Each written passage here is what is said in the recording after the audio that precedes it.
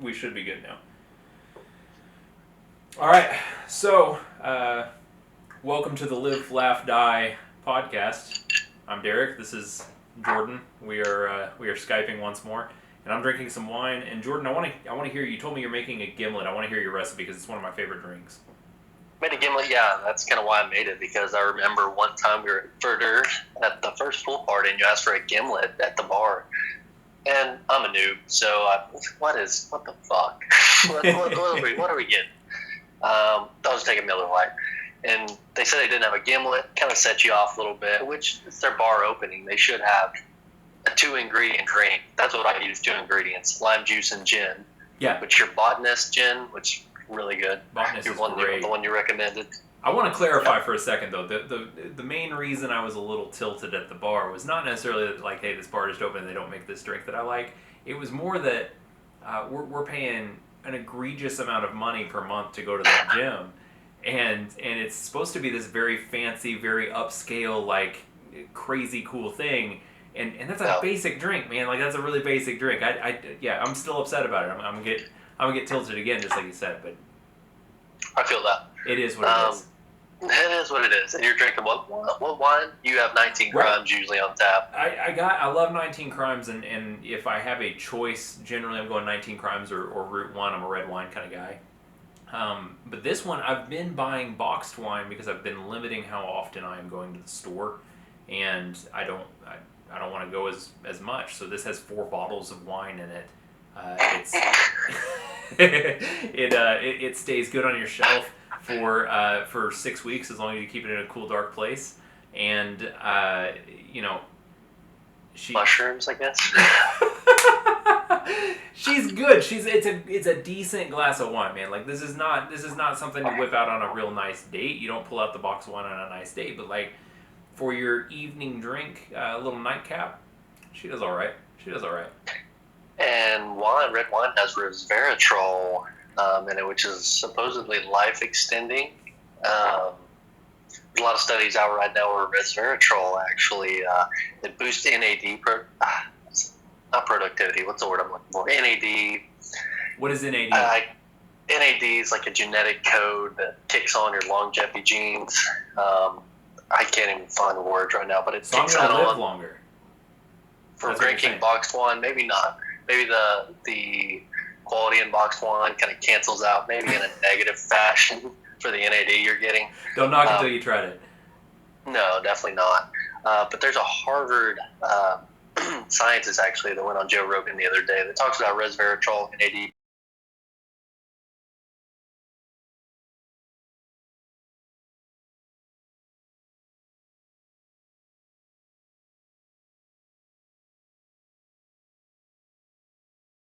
Longevity genes in you. I don't know. Still need to do more research. We'll get back to you. I'd like to talk about that. That's actually going to be a future episode because I really do want to dig into some of the supplements and some of the nutrition stuff because I'll admit I'm a person that is very skeptical when it comes to any type of fitness-focused supplements. As you should be. The FDA does not regulate any supplements. Those are free market. Do what you want. You can bottle anything and sell it as far as supplements, diet supplements, workout supplements. So, yeah, that's something you just kind of got to go off Amazon reviews or friend of a friend or anything. You got to accumulate all your sources of information, kind of make the best decision for you. I think I just go off of Jordan Herring. That's going to be mine. I'll do that. So yeah, that'll be a later episode. I love talking that. That actually kind of segs a little bit into what I wanted to continue talking about. You know, we brought up the Big 5 personality test last week, and you had asked me to go ahead and go take the test. And I did. I procrastinated a little bit, which is indicative of my personality. But I went ahead and took the test. And you have your results ready. I've got them written down right here so that we can reference them. Yeah. And I have my results pulled up. And I really wanted to talk about those. But first I wanted to kind of recap what the test measures. So it's kind of a 5-point scale. You have these big 5 personality traits.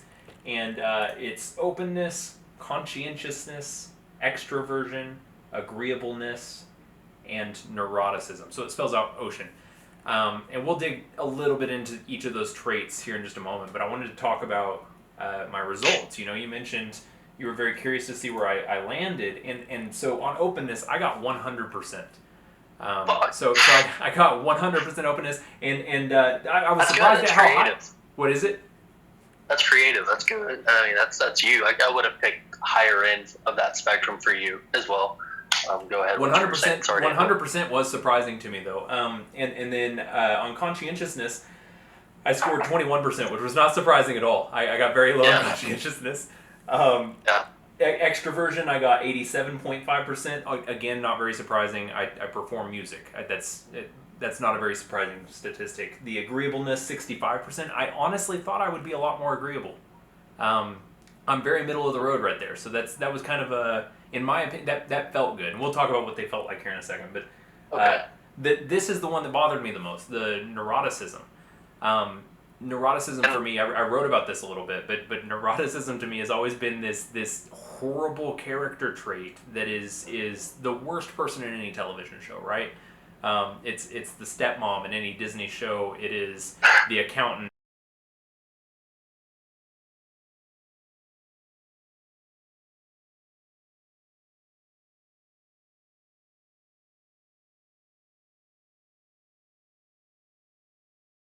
There should be like a global average in there. If you scroll all the way down, I think it's like 56%.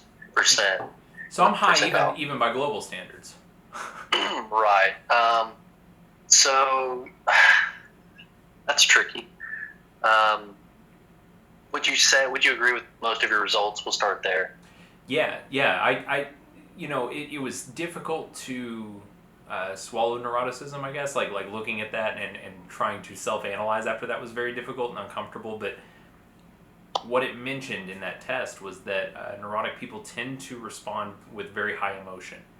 People, anger, sadness, just if there is something to be associated with whatever you're reacting to, you're going to be the most reactive agent in that conversation. And no, exactly. That is me. That's how someone I was listening to, Jordan Peterson. Obviously, I'm going to keep bringing up his name. So when I say Jordan, I mean it.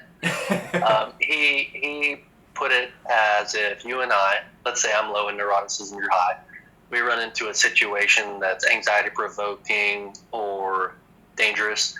It's going to affect me at a variable of ×1, like a normal neuroses, we'll call it, and it'll affect you at a ×3. Is that going to make sense at a variable? It does, and I like that way of describing it. It is I think it's also a very good way for us to kind of look at different types of, and I don't want to conflate this with mental illness, but I think it's a good way to look at mental illness. If you have someone that struggles with anxiety in any given situation, something that induces a modicum of anxiety in you or I might induce a panic attack in someone that's already exhibiting traits that are more anxious. So, absolutely. That would be a good explanation for that. I want to dig into yours real briefly, but just an overview of mine. Yeah, openness made sense. The conscientiousness, I think, is why I am bad at more standard types of work, and it's something that I want to work on, and we'll talk about working on it here in just a moment. But your scores, I've got them right here, so you don't have to pull them. Quick. Can I comment? Something that I want to start doing as well is I want you to send that test to 3 people and have in their mind describing you. So you can kind of get an average of your own self-reflection among 3 friends, 3 close friends, relatives, whatever. So you can kind of average that out and see. I think it'll be a good indicator of what's true more than just your own self-reflection. Because could you find yourself within that test saying, I can see that, but I don't want to go all the way in that direction because I know there's more people who have a higher tendency to do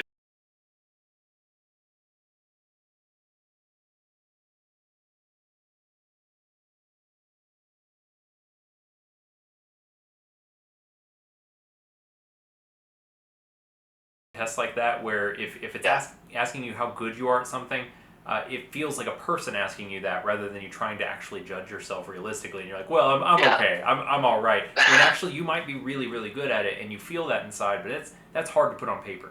And vice versa. It's also really hard to say, like, I suck at this.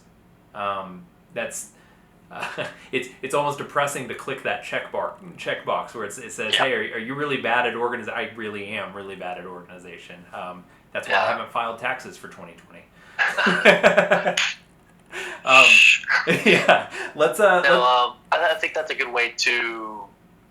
I think it's and you need to be as honest as you can, obviously, because it's not going to help you otherwise. You want to get the most honest results so you can improve on that. If you get a hazy, foggy result, how are you going to improve on that? If in the back of your mind you're like, I was kind of honest with that. Know what I mean? Well, of all the things that you shouldn't half-ass, a personality test should definitely not be one of them. You know, that's a right. It's a self-reflective tool that we can use to hopefully learn from people that are a lot smarter than us that build these tests, and talk about one of my things that I really enjoyed that you sent me from Jordan Peterson was that when we see ourselves scoring low, for example, conscientiousness, we need to borrow from the traits at the opposite end of the spectrum. So someone that is conscientious, what are they doing that I could maybe take some of those things and apply to my own life, and it really helps to balance everything else out. I'm not going to change overnight into a conscientious kind of person, but if I borrow some of those traits and become a little more organized, or maybe I pick up the kitchen as I go while I'm cooking, like little things, your quality of life, I think, improves.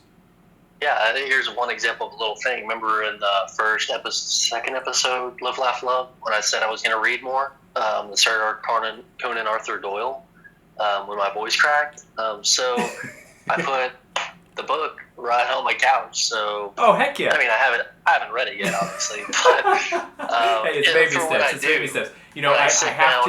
I have to correct you though. This is not Live, Laugh, Love. This is Live, Laugh, Die. We got to get it right. Otherwise, people are going to Google the wrong thing. Both of our listeners are going to Google the wrong thing, Jordan. Yeah. Just you were drinking wine. It kind of came to me. I know. Well, and I could fit it somewhere in here, I think.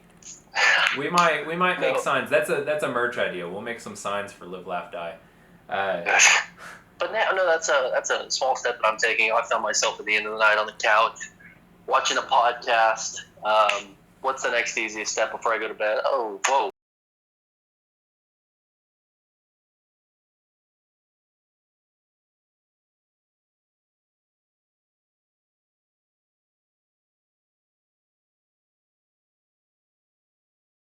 So yeah, like you said, more conscientious, more digging into those little ways that you can make yourself a part of that spectrum. Yeah, well, and with something like that, you're taking very small bites, and I like that. It takes something that I think can become overwhelming when you have that's a big old book that you pulled up, and if you sit down with intent to read that just the idea of sitting down with that book can be taxing. But if you leave it there in this convenient spot and you're not doing anything else, it's kind of simple to just flip it open and think like, I'll read for 10 minutes.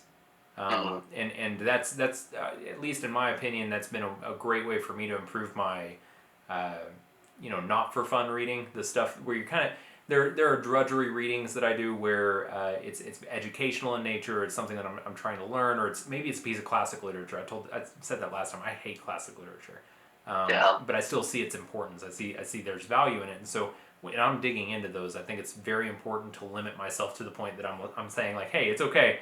We're not going to spend a whole lot of time doing this. Oh yeah, it's like a mental trick. Absolutely. Yeah. Well, I think our brains are wired to see that goal in mind, like that end goal, and automatically think, "Oh, I need to get there now. I need to trigger that now. I need to do this now." But yeah, you can't do that with everything. With anything worthwhile, it's going to take a little time, and then you just need to. What's the saying? What's the best way to eat an elephant? One bite at a time, or some shit like that. I like something that. you would see on Facebook. I hadn't heard that, but I like that. Well, yeah. and I think all of us are guilty of that, and I think I in particular have struggled with that in the past, where if I approach something, I want to start out as the best. I want to be the very, very, like, I'll use this podcast as an example, man. Our early episodes, we're still trying to figure out like some of the technical specifications, and we're pushing out episodes that I've struggled with some of the audio quality issues, and you and I have kind of talked back and forth about like, what do we do with this? And I think a good lesson that I'm constantly trying to learn is hold yourself to a high standard, but don't hold yourself back because of that standard. So, no, that's a good way to put it. And I hope we're doing that. I hope that's what we're doing with this. Oh, for sure. From the last podcast alone, or the last episode alone, my video is already way better. Audio, hopefully a little better. If we improve 1% over 100 podcasts, God, that's like 1,000%. Well, and the alternative to that is us waiting, over the course of however many episodes.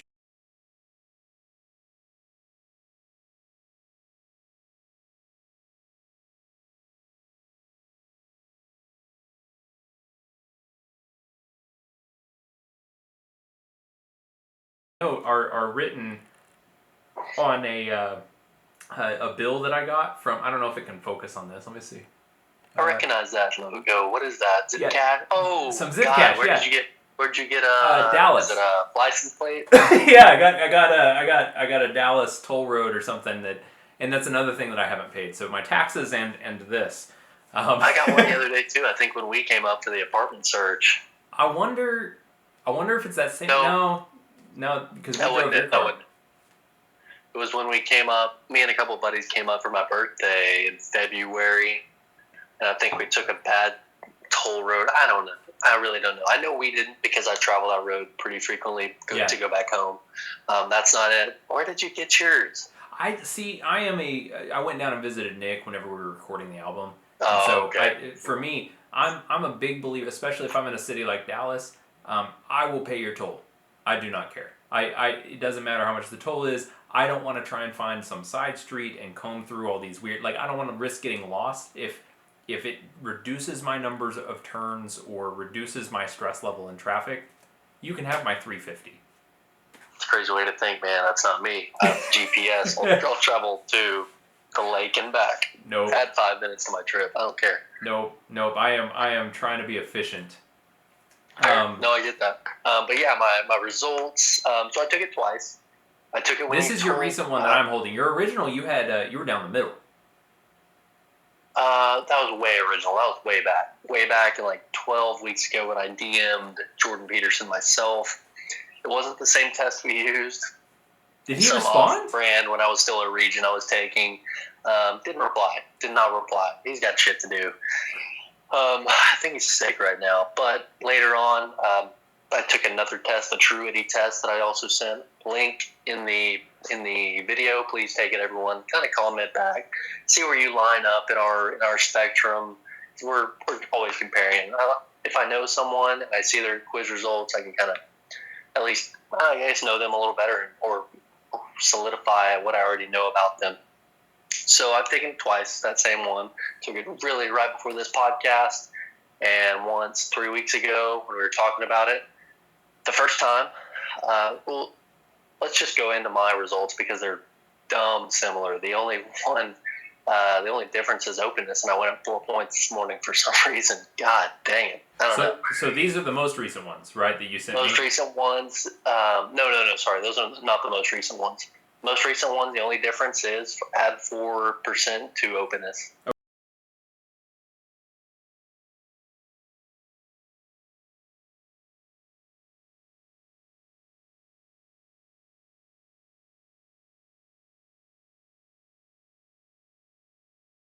Agreeableness 42, which I disagree with and I want to talk about. Okay. And then neuroticism is 62.5. So openness and neuroticism, you're hovering about the middle. Honestly, conscientiousness, you're hovering around the middle. I'm pretty high conscientiousness. If I had to self-reflect, outside of the test, and just walking up to myself in the street, that didn't make sense, but I'll use that reference anyways. I love it. I would say I'm conscientious. I'm goal-driven. Pretty. I stick to what I know is going to work. Pretty disciplined. And I think if you don't mind reading that paragraph on conscientiousness. Yeah. Let me pull that up. Well, that's what I was going to say. Is this result? I don't. I feel like you would be a lot higher than what this shows as far as conscientiousness. So. So Hitler was high in conscientious. So that helps. I mean, that's a good Yeah. that's a good goal to have. Well, that's why I thought, that you would be a lot higher. And agreeableness. I also think that you're a very agreeable person. That's why it surprised me to be below 50. As far as conscientiousness, it says that it describes a person's ability to exercise self-discipline and control in order to pursue their goals. High scorers are organized, determined, and are able to forego immediate gratification for the sake of long-term achievement. I think that describes you to a T, 100%. For sure. For sure. Everything has its place in the apartment. Everything is organized. I do have binges. I have binges on Mr. Good bars. Those kind of binges. You can have one. I love like that's your go-to binge. You can't just have one. Yeah. That's a very conscientious binge, Jordan. I mean, that was indicative of your personality right there. That's your go-to. Man, I splurge. I have a Mr. Good bar now and again. For sure. No, I'll have, but that's the thing. I'll have 5 in one sitting. Like the mini ones or the big ones? No. The Kings. So it is a true binge. Yeah, that's and huge. That's not good. Because that also carries over into, whatever, drinking. Anything that can be binged, I'll binge. But I won't do it for a month, 2 months, 3 months. I'll be very, go by the book, do what I need to do to get to where I want to be. Then I'll have a relaxation binge, and I just go off the rails. What contributes to that? That's, both sides of that. Because I want to hear how it contributes to the fact that you're conscientious, the fact that you're goal oriented, and the fact that you binge. Like does one kind of lead to the other?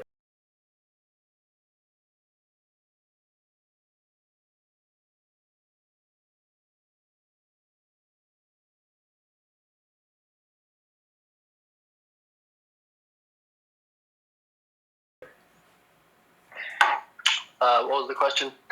So, what makes you a conscientious person? Like, if I were to try and drill down, because I'm not conscientious, and so there's okay, that's an element of your personality that I am all but completely lacking in, and so this kind of brings up a point that I wanted to ask you and the audience: how much of our personality is biological? How much is sociological?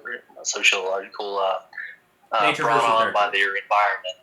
Yeah. Nature versus nurture. Is it your parents raising you, or is it the environment in which you're thriving? Is that the same side of the coin versus genetics? What's passed down? Because I think parental guidance is also a part of that nature or nurture. That environmental aspect to it. How they raise you can change or can alter your genetic, what they have passed down. You know what I'm trying to say here? Yeah. You basically, even though the apple doesn't fall far from the tree, if a father is smart about it, he can make sure that it gets a lot further than it would have. Right. Yeah. So I think that parenting falls in the line of environmental factors on yourself rather than genetic code. I agree with that. When you're born. And nature would be more about like you were born into an alcoholic family and therefore are more likely to become an alcoholic because of that genetic makeup. Right. Okay. Right. So how much of the personality is genetic versus environment? I don't know. So drilling down into conscientiousness, genetically, my grandpa on my mom's side was in the Navy, so military background. My dad is a coach, principal in education. So growing up in that environment probably set some good boundaries to confinements. I don't know. Was your dad pretty strict? Did you have a pretty strict father? No, I wouldn't say strict. Structured. I wouldn't even say structured. He kind of let me be who I wanted to be, but there's still that narrow pathway that kind of. I like to describe it as bumpers on a bowling alley lane. You're free to kind of slam against the walls, but you're not gonna go too far. But you're still free to figure out what you're doing and where you want to go. But there's a distinct line to the goal that you probably need to be going towards. As far as should we write that down under genetics or parental or environment? What do you think? I mean, as far as Did that answer your question? You want more from me? God. I think as far as the military background, that to me falls more into genetics. That falls more into nature. And as far as whether or not your father was strict in your household growing up, that's kind of what you're talking about with nurture. And I mean, obviously he did a bang up job. It looks you're doing good down in Dallas. Thank you, dude. I think there's a lot of benefits, and I'm trying to even come up with downsides. I think it's almost all benefit in being a conscientious person. It's part of the reason that I struggle so much with the fact that I fell so low on that spectrum. Is a lack of conscientiousness is not something you throw on a resume. Right. Yeah. I think also a factor that had to do with was being in sports, which is a team-driven, goal-driven thing that you do day in and day out with discipline that makes that you can noticeably see your results reflected by what you do day in and day out. I think that was my first exposure to, if you do this Monday through Thursday, Friday, you will be better at what you have practiced every day up to. I think that was my first exposure to that. I knew you can get that in multiple ways outside of the sports and athletics. That was just my exposure to seeing practice pay out at the end of the week. I know you could probably do that with multiple things. You do well at guitar because you practiced the guitar day in and day out. See, but I think there's a remarkable. I agree that those things foster discipline, but I think there's a remarkable difference between me sticking to guitar so that I can impress girls, and that's a goal. It is. I had a very concrete, very tactile goal, and I think when you look at everything else associated with like the adult side of conscientiousness, that isn't sports, that isn't the guitar, that isn't all these other things. Why didn't that carry over for me in a more positive direction? I mean, I may do a quick shot of my office in here, but it's a wreck, man. It is hard to do work because it's a mess in that way, and so it's something that I actively try to improve on, but I struggle with it a lot. Where do you think that stems from? I honestly don't know, but I can tell you what it feels like. I can tell you that this does not induce anxiety, but the thought of cleaning it up does, if that makes sense. And I think it's the opposite for a lot of my friends that are more organized. If they walk into their house and there's stuff on the floor, it's like, oh, I need to throw this up real quick. I'd reference Matt. He's a very organized kind of guy. He would go into a server closet and get frustrated with the way that the cables looked, and I would try to be that frustrated, but it was so hard for me to notice. It was so hard for me to, because I'm looking in, I'm seeing, oh yeah, there's a bunch of cables, looks like everything's working, nothing stresses me out in here. Right, you're seeing the functionality behind the aesthetic side of things. Right. You can lean too far into the conscientious, which I think Hitler did, Matt may do. I'm not comparing those two. Matt's a great guy. He's amazing at what he does, and I wish I had that level of conscientiousness as well. Same. But you can't stray too far beyond him and to the Hitler side, where all you want to do is clean. You want to cleanse. You want to ethnically cleanse the population. That's a little far, if you ask me. Hot take. Hot take from Jordan. Right. Yeah. But I mean, I think it's a skill that you have because you can see past it's not superficial because it does matter. I think it does reflect on you. If you walked into my house and it's always a wreck, I think it does reflect on you. That's why I try to keep my place. If anybody randomly comes in, this is a clean guy. This is a guy who, I don't know. It goes towards the slob side of the end of things, and I don't like that being reflective, even if that's not what that means. It may not mean that, but... So you think Matt is Hitler and you think I'm a slob, right? Is that what you said? Matt Absolutely. Is Hitler, I'm a slob. Absolutely. Okay. I just wanted to clarify. No, but you know what I mean? It's a subconscious thing. I love both of you, and I wouldn't wish anybody else to think that if they walked into your house, because I know you're not a slump. You're No, a but great person, I great think that's dad, a great very everything. honest perspective, though. That's what I wanted to talk about was that's the negative aspect, and the thing that I try to learn from you and Matt, and try to pick up some of those qualities from both of you, because I don't want to have that perception from the outside. You guys are already my friends. I don't really have to stress about like what you're going to think when you come over to my house, but first impressions are remarkably important. And I have a great first impression if I'm talking to someone because I have so much. Okay, yeah. So I love that. Can we continue on that, but with kind of the direction we were going? We stopped with my conscientiousness. I want to get into your, because we kind of went over your conscientiousness. Let's get into your openness and extroversion. Yeah. And why you think that benefits you. I'll go into why, whatever I think about me, because I'm awesome. You are but awesome. you go. Facts. Just kidding. I want to hear why you think extroversion and openness help you or hurt you. Okay. Let's before we go into that, I want to make this the break, and this will be the break of the episode because we hit 30 minutes. So Love it. Lippity pop, and it was a good 30 minutes. And yes, please dab. Was that a good one? Cambridge Analytica, watch me spit at ya. Sit back and choose between sativa or indica. Ooh. Okay, step back, Eminem. That's all I got. Here comes Jordan. That's all I got. Yeah, we'll let's now we can hop into the next episode. But I just wanted to have like a little tiny seg. No, I love that idea. I love that idea.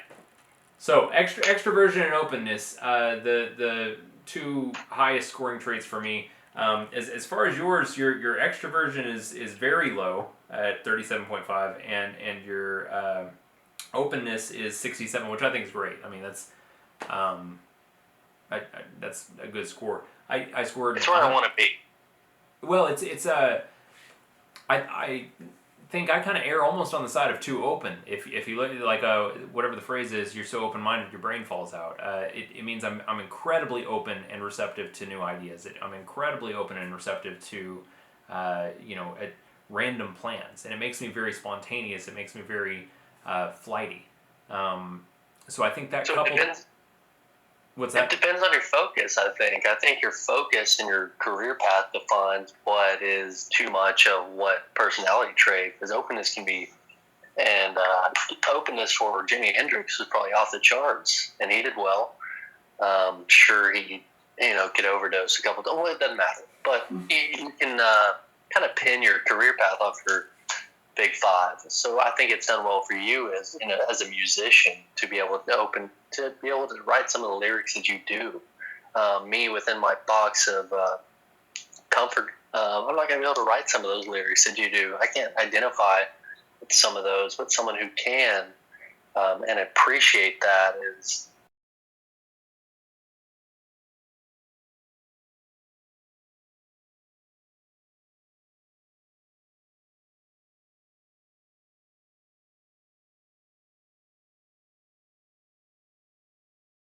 Types of emotions, but I think the difference is I'm very comfortable throwing it out there, and if that's in a song, and that song makes me look kind of like a shitty person, that's still okay in the context of everything else, because I'm a very open and extroverted person in that respect. So for me it's an artistic expression. It's like, oh yeah, I bet everyone relates to this. Everyone has to feel like this. Yeah, and in my case, I think that's as high as I can go in openness without sacrificing some conscientiousness. I think there's a cap. There's a seesaw in both. Interesting. I don't think you can be 100% in both. Well, I mean, if mine's any indication, no, I don't think you can. It's almost opposite. And typically that conscientiousness it gives you. You're very rules focused, and you're very good at kind of logically approaching things, and I tend to approach things very emotionally. I tend to approach things. Hell, that's part of the reason I have so little luck in relationships. I tend to be a lot less able to pull myself out of the situation. and instead am feeling all of those things in a much more open and raw kind of form. It's a very like bleeding heart kind of thing. Yeah. So yeah, Huh. I'm curious. I'm curious to see, um, like your. I want to talk a little bit about your extroversion and your agreeableness, because your extroversion, that doesn't really surprise me. I've always seen you as kind of a quiet guy. And Yeah. when we first started working together, it took me a while to get to the point that I considered you to be a friend, because I was like, dude, Yeah. I've hung out with Jordan, but I've heard him say, I've heard you say 20 words. I understood 3 of them. There was. No, I get that. That's a great way to put it. But it also kind of takes me a while to open up to people in that regard. I don't know what that would fall under, but I totally agree with the set. Was it 37.5 in extroversion? Yes, I totally agree with that. I do And too. The one I don't working agree on- with, the one I don't agree with is agreeableness. Ironically, um, I think I've always seen you as a very agreeable guy, and the reason I say that is you have an enormous number of people that consider you to be a very close friend, more than a lot of my other friends. You walk into a bar, there's 10 people that know your name and are like, oh yeah, Jordan's my best buddy.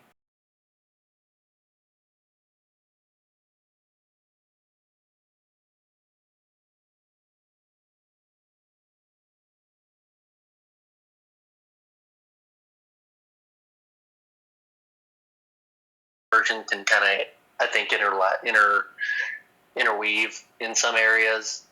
Um, can you read the paragraph for agreeableness for me? Yeah. Agreeableness describes a person's tendency to put others' needs ahead of their own and to cooperate rather than compete with others. People who are high in agreeableness experience a great deal of empathy and tend to get pleasure from serving and taking care of others. I do get empathy for people. I don't think I go out of my way to help people. What was the first part? One more time.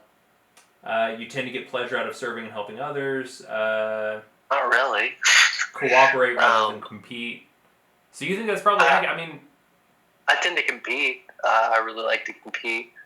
I do have a lot of empathy for people. so I would say, like, let's reference Matt again. Matt, in my opinion, would be very high on the agreeableness scale, just because he's a guy that almost, I mean, he bleed himself dry just to help other people. He goes out of his way, to his own detriment at times, just to make sure that other people are fed or taken care of. Yeah, I don't think I'm good at that. So that may be why I'm low in agreeableness. I may be higher in extroversion. Maybe that's what you're thinking. I might be. I know I'm still low in it. Maybe not even 50, but 40 agreeableness, probably spot on. I think.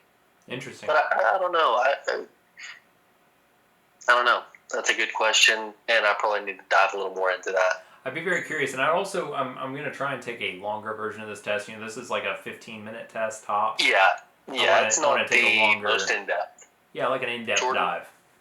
Jordan has one where it breaks 5 into 10.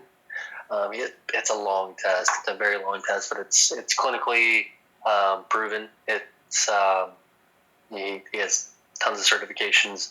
Taught at Harvard, U of T, Toronto.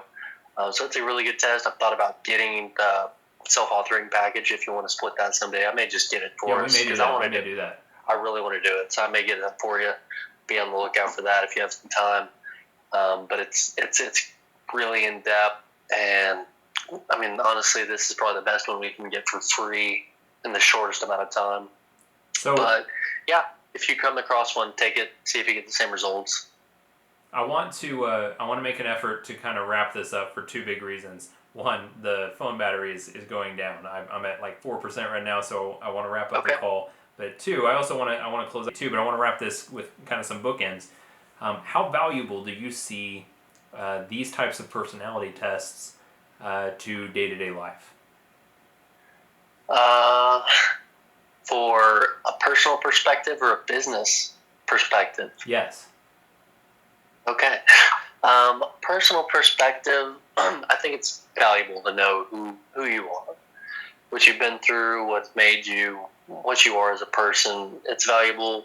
You can once you know about yourself, you can tell people about yourself. You can run yourself against other people and how they are. You can really understand how people interact and why they are the way they are. Again, that's kind of why I want to go figure out how much is genetic and how much is environmental, to really see how people will change and transform with the environment. How much of them is going to be from them from age 1 to 99, we'll call it. I think that would help us connect with each other more, and really come from a place of empathy to recognize the people around you and really connect with people around you. From a business perspective, how Facebook has done it with Cambridge Analytica, that's pretty fucked up, honestly. It is. If they're selling advertisements based on your big 5 personality traits, that's very personal, and you should view it that way. It's not something that you should take lightly. I mean, but what are you going to do? They're only harvesting what you've given them. I mean, it's not like they're infiltrating your house. You're giving them that key. What do you think? As far as the Cambridge Analytica stuff, I want us to do a deeper dive in the next episode, because that's a big topic that I really want to do a little more research on to fully understand it. But yes, absolutely, we have to take our personal information, our personal data, a lot more seriously than we have been. It's dangerous to be doing things the way that we are now, and I think we're going to see a very negative impact from that. And I don't know how soon that's going to be, but I think already we are looking at, here, I'm going to try and plug this in, hold on. Nice. I don't know if that's going to work, because it's a Mac charger, and it's not working. It was worth a shot. I think we're already seeing a lot of those negative side effects in the political discourse. I think we're seeing it in, they did some studies where they could change what you saw on your feed from, now you're seeing a bunch of positive stories, and those people were happier, and they could measure that remotely without ever talking to those people. And then you also had a separate group that depression went up because they were showing them depressing stories. I think it's important to remember just how impacted we are from the things that we digest and the things that we kind of throw into ourselves and into our brains. So, yeah. But yeah, we insofar as the Big 5 personality test from a personal perspective, I agree with you. I think it's a very helpful tool, more specifically with people that you're already friends with, to maybe understand some of those areas, in which they are strong or weak. It is, I think it gives you a little bit more empathy for where someone is sitting. If I get frustrated, let's use an example. If I am moving a couch and I hit you up and I say, hey, Jordan, can you help me move this couch? And you can't help me move that couch.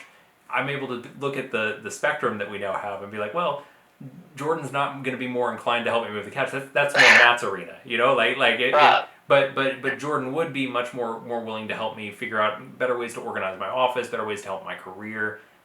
You're willing to jump into the podcast with me and pursue goals. You're just going to be less likely to drop Call of Duty to help me move the couch, and that's just a... Yeah, no, that's a great example. That's a spot-on example. And so I think when we take those tools and we apply them to those interpersonal relationships, we ourselves get better at hopefully reading other people around us. So without seeing the test scores, I'm able to better understand, hey, this person acts in this way, and I know what that looks like on the spectrum, and that helps me. But I also think it's good to take all of these tests and all of these things with a grain of salt and say, you are the one taking them, and so there's a degree of bias. And yes, it's good for reflecting on that bias, but it may not be something around which to build your entire new life perspective or mantra. Those things have to come from a much deeper place.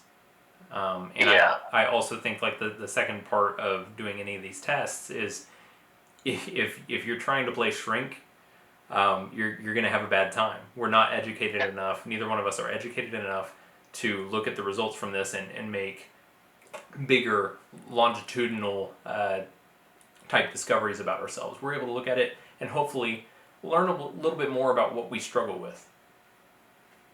No, you're right. I think that's a good takeaway, because sometimes, I mean, I'm guilty. I can feel like a unlicensed clinical psychologist because I've We taken all these are. tests and I've listened to all his podcasts. It just gives me a better uh, jumping off point and a more informed jumping off point and feeling the way I feel or how other people interact. No, you're right. It is a toolkit to just a more honed toolkit to use when dealing with other people, your friends, yourself. So I think that's beneficial, if anything. Absolutely.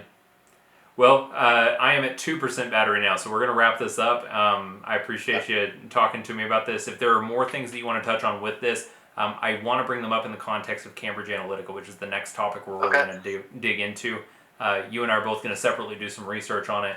But really, the focus point that I want us to have is how did this impact the world? How is it impacting the world moving forward? And how okay are we with that? Yeah, no, I agree. And next week, we will get on Cambridge Analytica. And something I've been wanting to get into is Edward Bernays. Bernays. Have you heard of that? I haven't.